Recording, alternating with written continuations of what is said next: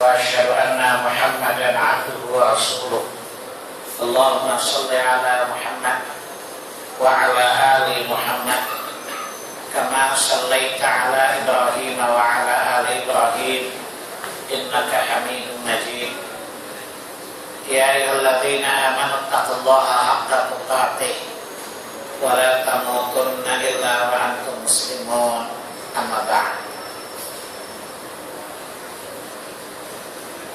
Jamaah kaum muslimin wal muslimat, ikhwani wa akhwati fid din, a'azzani Allah wa iyyakum. Alhamdulillah, hari ini kita telah memasuki hari yang ke-13 dari bulan Ramadan. Sebagai seorang mukmin, kita sedang memasuki atau sedang menjalankan, memenuhi seruan Allah yang ke-6 dari 89 seruan kepada orang-orang beriman, yaitu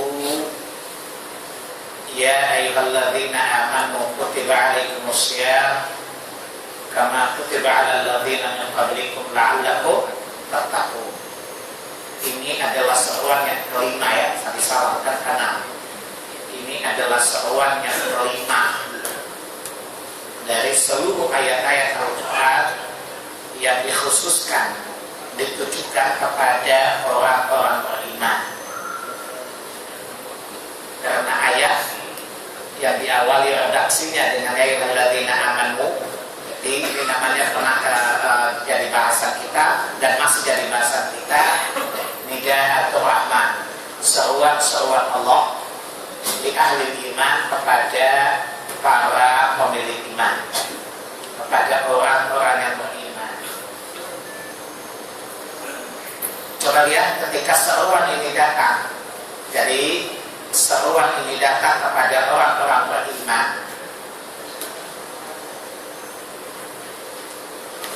maka ada yang menyambutnya, pasti ada yang menyambutnya.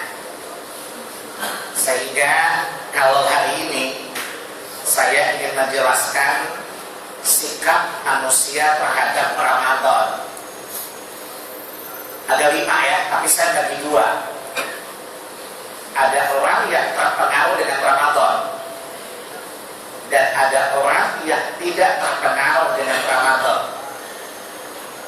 Bisa dimengerti. Jadi Ramadan itu membawa pengaruh.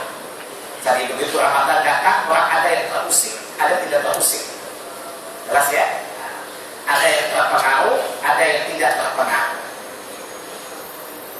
Orang yang terpengaruh dengan Ramadan itu terbagi 3. Pertama, orang munafik.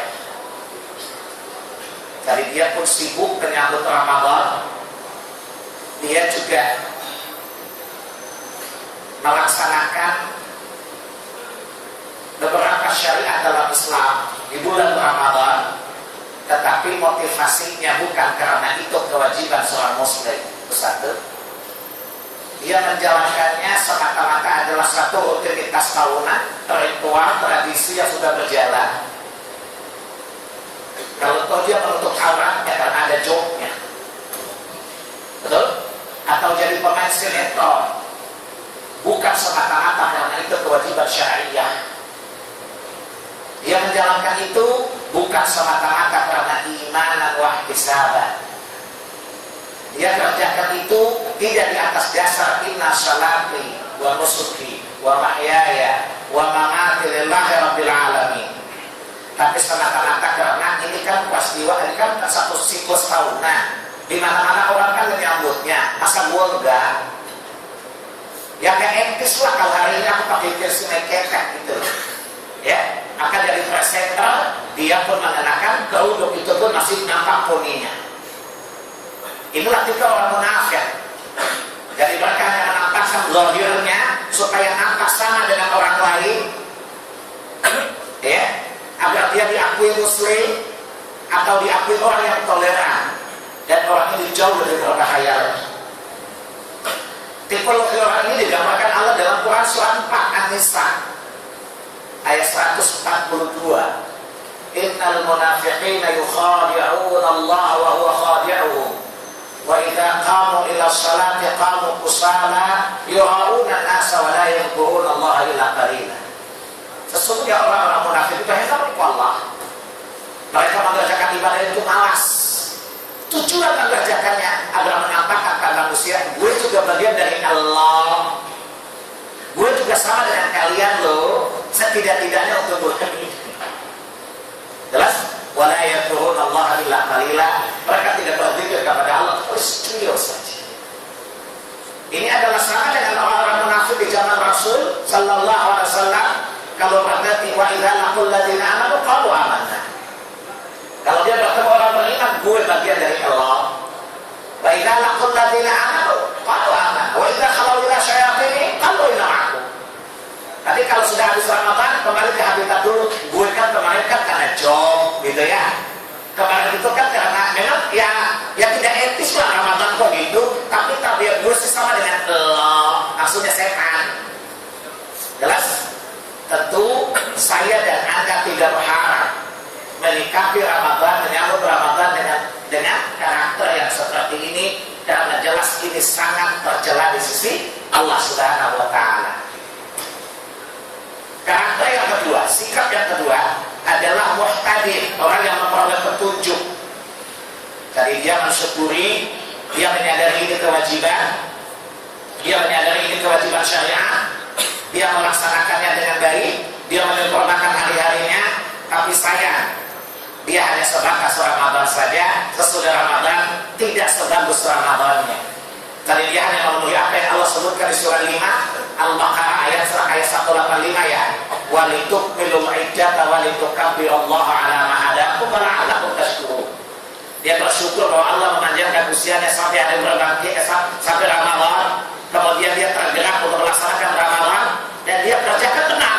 Setelah dia menyadari itulah tuntunan syariat, itu kewajiban seorang hamba, dan dia mengerjakan tarawihnya imanan wa ihtisaban. Tapi begitu setannya keluar dari Tanjung Busra, apa kata setan kepadanya? Cukup Ramadan saja. Kemudian tadinya dia bergibah, kalau dia biasa menggibah 50 kali sehari, Ramadan hanya 30 saja, 20 masih juga. Maka habis Ramadan kembali lagi. Jelas ya? Nah, itu adalah tipologi orang seperti itu. Kemudian tipologi orang yang ketiga, orang yang terbangun dengan Ramadan apa? Orang-orang yang betul adalah orang saleh. Ya, walaupun tingkat kesalihannya masih menengah. Jadi tingkat kesalihannya masih menengah. Apa? Dia menjadikan Ramadan itu batu loncatan. Kemudian dia berusaha untuk meninggalkan masa lalu yang kelam, kemaksiatan dulu. Kemudian dia berusaha sesudah Ramadan dia semakin menapaki lagi baka yang kedua, dia menapaki pangkat yang ketiga untuk menjadi lebih baik. Ya, dia menyadari bahwa seharusnya dia seperti itu. Dua tipe orang yang Allah sebutkan dalam Quran surat 46 ayat 15 ya. Hatta idza balaga asyuddah wa balaga 40 sana qala rabbi awzi'ni an ashkura ni'mataka allati an'amta 'alayya wa 'ala walidayya wa an a'mala shalihan tardah wa aslih li fi dhurriyyati wa inni tubtu ilaika wa inni minal muslimin. Ini terutama yang kepala-kepala 4 biasanya itu, ya, udah cenderung mulai jina-jina ya. Biasa kalau di bawah kepala 4 biasa liar-liar gitu ya. Nah, biasanya orang menjadikan Ramadan itu momentum ya, untuk mensyukuri apa yang telah Allah berikan, menjadi anak yang saleh bagi orang tuanya. Dia tidak mengerjakan apa-apa kecuali yang Allah ridhai saja. Bukan itu saja, dia tidak sekedar mengerjakan amal saleh, tapi dia bilang kepada Allah, aslihli, jadikan aku orang yang saleh yang karakternya. Ya, wa fi dzurriyyati, dia juga boleh membenahi diri dan keluarganya. Dia membenahi keluarganya, terutama anak-anaknya. Ini tutup ilaika, dia semakin dekat kepada Allah. Ya, dia mengurangi syahwat dosanya semakin dikurangi. Kemudian kualitas keislamannya makin dia perbaiki. Wa ini minal muslimin. Ya, ini biasa kepala 4 ya. Nah, kalau bapak udah kepala 6 ya. Berarti udah dua digit Pak. Jelas ya? Nah, tentu yang ini dan sepertinya saya dan antum semuanya berada pada level ini ya. Iya, atau level 1. Tetap jawab. Mudah-mudahan. Mari kita berusaha untuk menjadi yang ini ya. Kemudian yang kedua, ada orang yang tidak terpengaruh dengan Ramadan. Itu bagi dua loh. Pertama orang fasik. Ta'amdartum amlam tundur lalu. Ya contoh gini, ada orang kalau Ramadan bagi dia Ramadan ke tidak Ramadan ke tetap bagi dia hari-hari sama saja. Dia makan, dia berbuat maksiat, dia mendurhakai Allah, kapan saja dia mau. Jelas? Bahkan kalau dikasih tahu teman ini bulan Ramadan lo minimal lah. Kalau lo kagak bisa baik-baik di bulan yang lain, minimal inilah. Lo aja deh, ngapain lu resen ngurusin gua? Ada begitu teman antum? Ada? Ada nggak? Ada ya? Ini bulan pahala lo, lu aja kejar pahala, ngapain lu maksain gua? Ada nggak? Tapi mengerjakan, ya. Maka dia bilang, lu pun nggak amat sih, emang pernah keakhiran dia surga dan neraka? Ya, dari orang di rumah sakit gila itu gila beneran. Kalau orang ini benar-benar gila. Ya, tadi diberi peringatan sama saja bagi dia, ya. Dia tidak mengenal Rabbnya walaupun mengaku muslim. Ya, dia tidak memegang teguh agamanya. Bagi dia agama hanyalah belenggu, ya. Kemudian tapi dia merasa baik. Toh Tuhan Maha Pengampun kan? Iblah gua. Waliyahulillah. Demi Allah saya yakin tidak ada seorang pun berharap pada tipologi ini, kan? Atau antum mau yang ini? Kenapa senyum? Saya butuh jawaban. Antum mau nggak tipe yang keempat ini? Ya mau kan? Kemudian tipe yang kelima yang tidak terpengaruh, tipe kedua dan tidak terpengaruh. Siapa itu? Ibadur Rahman. Ibadur Rahman itu ahli ibadah. Mereka tidak terpengaruh dengan Ramadan. Kenapa? Pertama, ahli ibadah meyakini dia diciptakan untuk menyembah Allah dan Allah tidak disembah di bulan Ramadan saja. Paham? Dia yakini ayat wa ma khalaqtul jinna wal insa illa liya'budun. Kata Allah, aku tidak menciptakanmu kecuali untuk beribadah kepadaku. Dan dia mengatakan di dalam surah 15 ayat 9, wa'bud rabbaka hatta ya'tiyakal yaqin, dan tetaplah beribadah kepada Tuhanmu sampai kematian datang menemuimu. Yang ketiga, dia meyakini hadis qudsi, sesungguhnya aku turun pada sepertiga malam terakhir, dan itu bahwa tiap malam. Maka orang ini di setiap akhir malam dia menanti kedatangan Rabbnya di langit dunia. Dia akan menunggu kedatangan Rabbnya di bulan Ramadan. Dia tahu, dia yakin Rabbnya Allah Azza wa Jalla turun di setiap malam, di akhir setiap malam. Maka dia bangun dan dia ingin bertemu dengan Rabbnya Allah Subhanahu wa Ta'ala. Dan dia yakin Rabb Allah Tabaraka wa Ta'ala tidak hanya turun di bulan Ramadan. Maka dia menunggu dan dia ingin doanya didengarkan Allah setiap saat. Dia yakin bahwa Allah Maha Pengampun tidak hanya di bulan Ramadan, tetapi Allah mengampuni siapa saja. Apa? Karena Nabi saja yang sudah diampuni. Ana yauman taubatan mi'atu marrah. Saya sehari bertaubat tidak kurang dari 100 kali. Bahwa Rasulullah bertaubat banyak bukan di bulan Ramadan kan? Maka dia tetap bertaubat kepada Tuhannya. Dia meyakini hadis Nabi, khamsun salawat al-jumu'ati lal-jum'ati kafaratun bainahun, bahwa sholat 5 waktu menghapus antara satu waktu ke waktu yang lain dosa-dosanya. Ya, dari Jumat ke Jumat itu menghapus dosa, maka dia manfaatkan perdagangannya dengan Allah, tidak menunggu Ramadan. Dia teringat dengan hadis Rasulullah Sallallahu Alaihi Wasallam ketika ditanya, ya Rasulullah, apakah sholat itu menghapuskan dosa-dosa? Kemudian Nabi bertanya, apa pendapat kalian jika seseorang dihadapkan di depan rumahnya membentang sungai, lalu dia mandi dan membersihkan seluruh tubuhnya dengan sempurna di sungai itu 5 kali, masih adakah tersisa daki-daki pada badannya? Para sahabat bertanya, tidak. Kata demikian, begitulah sholat. Maka dia tidak mensucikan dirinya hanya Ramadan, tapi dia mensucikan diri di sungai itu 5 kali sehari semalam. Dia tidak terpengaruh dengan Ramadan. Kenapa? Dia tahu bahwa Rasulnya yang dia cintai kakinya bengkak bukan di bulan Ramadan, tapi justru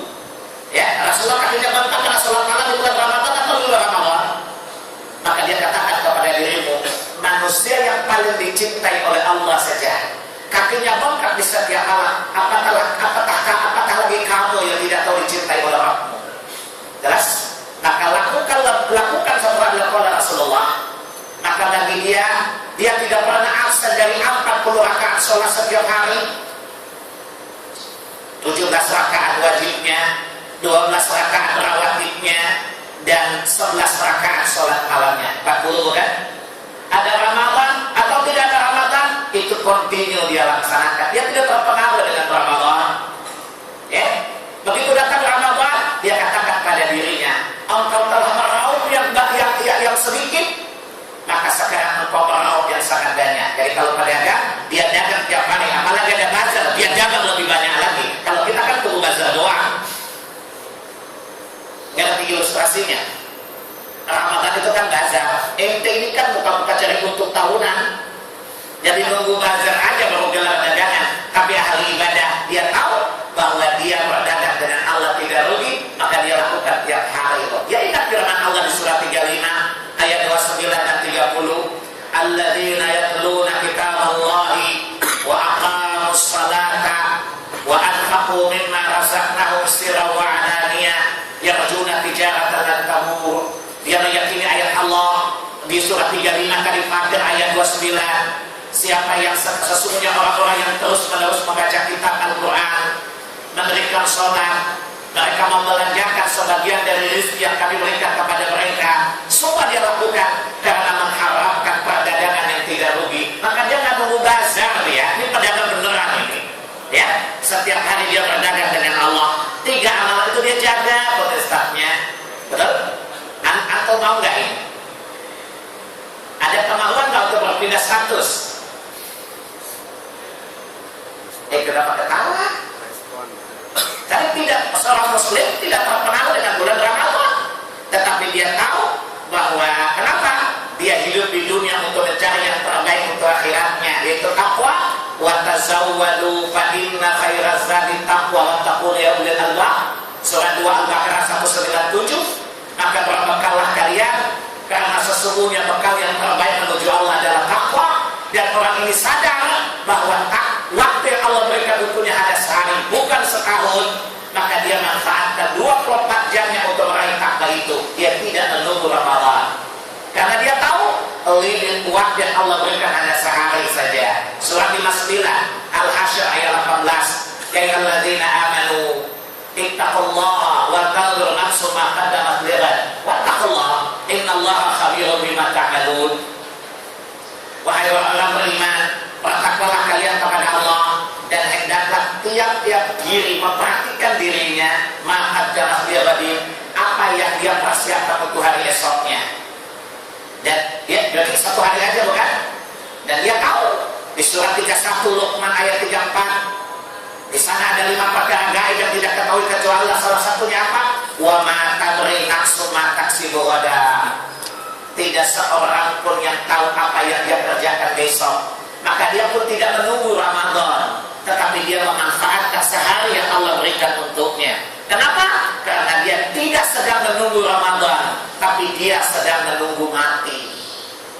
Yang benar yang mana? Nunggu Ramadan apa nunggu mati? Cepat jawab. Jadi kalau menunggu mati beramalnya setiap hari apa tahunan? Tampang lo emang tampang nekat lo ya. Jelas ya?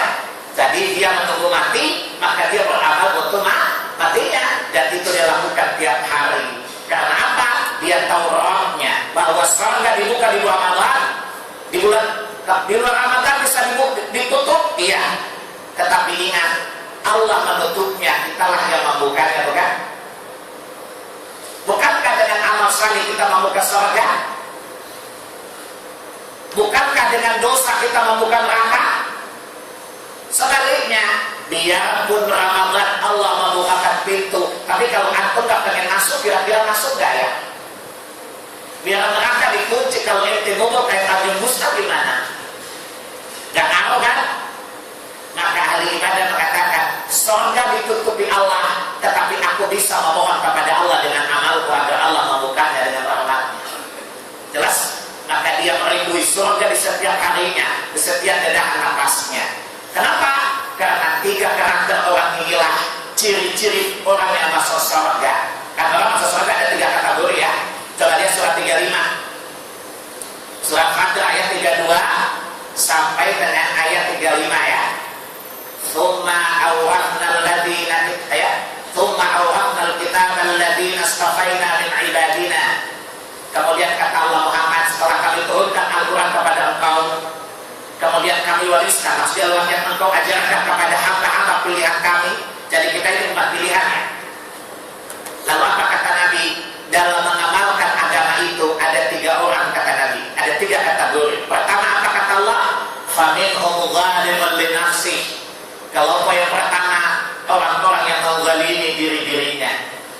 Dalam hadis Ahmad dengan sanad yang jayyid, Nabi menjelaskan tipe yang pertama, golongan yang pertama adalah alladzina yadkhulunal jannata bihisabin tuli.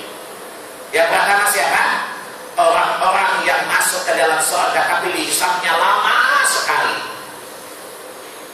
Ibnu Abbas ketika menjelaskan ayat ini apa kata beliau? Mereka adalah ahlu tauhid, tidak pernah berbuat syirik. Kewajibannya sempurna, tapi maksiatnya jangan tanya. Kewajibannya sempurna, tapi maksiatnya oke juga. Makruh apalagi sunnahnya jarang-jarang. Maka Ibnu Abbas mengatakan, kelompok pertama setelah mendapatkan syafaat dan pertimbangan yang banyak, berdasarkan dalil-dalil, ada yang langsung masuk surga nggak disentuh neraka, ada yang masuk neraka dulu kemudian dikeluarkan dari neraka untuk masuk ke surga berdasarkan tingkat kriminalitasnya tadi. Paham? Kemudian kelompok yang kedua kata Allah tadi wahum minhumul muqtasid, ada umat pertengahan. Nabi dalam hadis Ahmad yang tadi saya bacakan di awal ketika menerangkan penggalan ayat ini, apa kata Nabi? Alladzina yadkhulunal jannata bihisabin yasir, yaitu orang yang masuk surga dengan penghisaban yang mudah sekali. Ibnu Abbas radhiyallahu anhu menerangkan mereka ahlu tauhid bukan ahlu syirik. Bersih akidahnya, kewajibannya sempurna, tidak pernah berbuat maksiat, tapi kadang-kadang terjatuh kepada makruh dan malas bikin ibadah sunnah. Jelas tidak bermasalah dong. Ya kalian lihat ketua bunyi dikit gitulah kira-kira. Jelas. Jadi mereka tidak berbuat syirik, murni tauhidnya, kewajibannya sempurna, tidak berbuat maksiat, tidak mengerjakan yang haram, ya. Tapi amalan sunnahnya pun kurang, makruhnya juga banyak. Makruh kan nggak bermasalah dong, ya. Dengan berbagai proses ada cepat dikit. Jadi mungkin wajar tanpa syarat, kira-kira gitu ya. Nah, habis audit ya. Nah, kemudian yang ketiga di ayat tadi apa kata Allah? Ya. Wasabiquna bil khairat, dan orang-orang yang paling tergesa-gesa kepada kebaikan dan ketaatan. Ketika Nabi menerangkan dalam hadis Ahmad tadi, alladzina yadkhulunal jannata bighairi hisabin, yaitu orang-orang yang masuk surga tanpa dihisab oleh Allah Subhanahu wa taala. Ibnu Abbas kemudian menerangkan siapakah mereka? Adalah orang ahlu tauhid, tidak berbuat syirik, kewajibannya sempurna, tidak pernah melakukan yang haram, tidak pernah melakukan makruh, dan ibadah sunnahnya luar biasa banyaknya. Jelas? Jadi dari jauh juga CCTV udah tahu ini tipologi orang apa gitu kan? Sehingga kata Nabi, alladzina yadkhulunal jannata bighairi hisabin, orang yang masuk surga tanpa dihisab. Terakhir pertanyaan saya, antum pengen masuk surga tipe mana? Ring 1, ring 2, ring 3? Ring 1 yang tanpa hisab, ring 2 penghisabannya cepat, ring 3 yang tadi ada lama-lama itu. Antum mau yang mana? Ring 2 ya. Kata yang berat ring 1 ya. Semangat juang oleh pembantu ya. Ya, itu bukan karakter seorang muslim akhi. Ya, katakan pada diri demi Allah engkau butuh kepada yang satu. Kalau kita fight perjuangkan yang satu, minimal jatuh yang kedua kan? Ya, tuh kayaknya loyo deh lo, lebay deh lo. Jadi mari kita berusaha ya menjadi ahli ibadah yang tidak terpengaruh hanya Ramadan. Kita meninggalkan yang haram, kita meninggalkan yang makruh, kita menjaga kewajiban-kewajiban kita, dan maksimal waktu-waktu kita untuk memperbanyak ibadah sunnah. Insya Allah kita termasuk orang yang tidak berpengaruh dengan Ramadan, maka bukan Ramadan sekali baru dia bertakwa, tapi hampir setiap saat dia bertakwa kepada Allah Subhanahu wa ta'ala. Demikianlah anak-anak, itu yang saya sampaikan pada hari ini, dengan satu catatan: hisablah dirimu, engkau berada di posisi yang mana. Maka catat moto prinsip hidup ahli ibadah apa? Yang memisahkan keinginan dan amal adalah maut. Ada hari ini ingin beramal tapi enggak kan? Tapi dibatasi oleh maut bukan? Kalau udah mati pengen kembali lagi ke dunia ingin berbuat baik kan? Kata Allah telah. Itu yang diyakini para ahli ibadah tadi ya. Jadi yang membatasi keinginan dan amal itu maut. Maka beramallah sebelum engkau mati. Jangan sampai engkau mati sebelum beramal. Ya. Lalu mereka pakai apa? Teori apa-apa, persiapkan apa-apa sebelum kelak terjadi apa-apa. Kalau Anda sudah persiapkan apa-apa dan kelak terjadi apa-apa, insya Allah Anda tidak akan diapa-apakan. Tapi kalau Anda tidak persiapkan apa-apa dan kelak pasti terjadi apa-apa, maka engkau pasti akan diapa-apakan. Dan pada hari itu Anda sudah tidak bisa berbuat apa-apa. Saya kira cukup. Bisa dimengerti? Kalau bulan depan saya tanya bisa jawab? Insya Allah jawaban kurang meyakinkan, tapi cukup meyakinkan juga. Baik, saya kira itu masih ada 10 menit. Mau tanya jawab atau bubar? Yang jelas saya nggak tambah materi lagi. Ya, karena saya ingin memberikan hal-hal yang bisa menyentuh, memberi sugesti ya, memberikan pengaruh bagi kita di dalam beramal ya. Kalau memang tidak ada pertanyaan, saya akhiri loh. Baik, di sebelah kanan tidak ada. Ini tidak bertanya karena sudah tahu atau belum tahu, bingung juga. Baik, jadi mari ya kita berusaha untuk tinggalkan tipologi yang pertama ya. Dan kita katakan pada dirimu, hari ini engkau harus minimal menjadi yang kedua. Dan demi Allah, katakan pada dirimu, kamu harus menjadi yang ketiga. Pengen tahu kiatnya? Habis Ramadan kalau saya datang di sini 10 resolusi bagi diri di bulan Ramadan. Kalau Anda ingin mencapai yang ketiga, Anda penuhi 10 resolusi. Di mana-mana kalau habis muktamar ada resolusi enggak? Kenapa? Kalau Bapak ini, maaf, Bapak usianya udah 50 lebih ya. Kalau saya katakan 50 lah Pak. Atau 55 ya. 55 kurang 15 usia ukala berapa Pak? 55 kurang 15 berapa? 40. Berarti Bapak kan sudah kelas 11 40 bulan di upgrading loh Pak. Kalau barang lemot di upgrade kira-kira jadi bagus nggak Pak?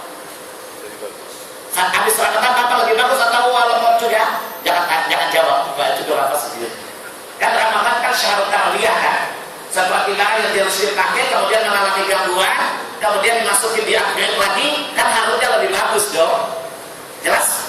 Tapi saya lihat di Lemah, di upgrade tiap tahun kan kali-kali ada lemot kayak dulu. Ini persoalannya adalah montirnya yang bodoh atau memang masak barangnya bermasalah. Kontaknya pada hilang tuh. Oh gitu. Jelas ya? Nah, jadi saya suka pakai teori kan, kurangilah usia sekarang dikurangi usia mukallaf ya. Maka itulah berapa lama engkau ditarbiyah oleh Allah minimal setiap tahun kan. Seharusnya kita menjadi lebih baik. Bukankah Allah diturunkan di bulan Ramadan dan semua kita diturunkan di bulan Ramadan? Allah jadikan Ramadan bulan untuk kita lakukan evaluasi totali terhadap diri kita. Artinya kalau satu elektronik setelah di-upgrade, maka seharusnya dia lebih baik. Kenapa? Karena elektroniknya Muhammad SAW itu yang terbaik. Dan Allah Maha membuat konsep yang terbaik. Maka mustahil kalau darah itu tidak menjadi bagus. Jelas? Ada kemampuan untuk melakukan abidang menjadi baik ya. Nah, kalau masih lemot juga, saya hanya bisa bilang inna lillahi wa inna ilaihi raji'un.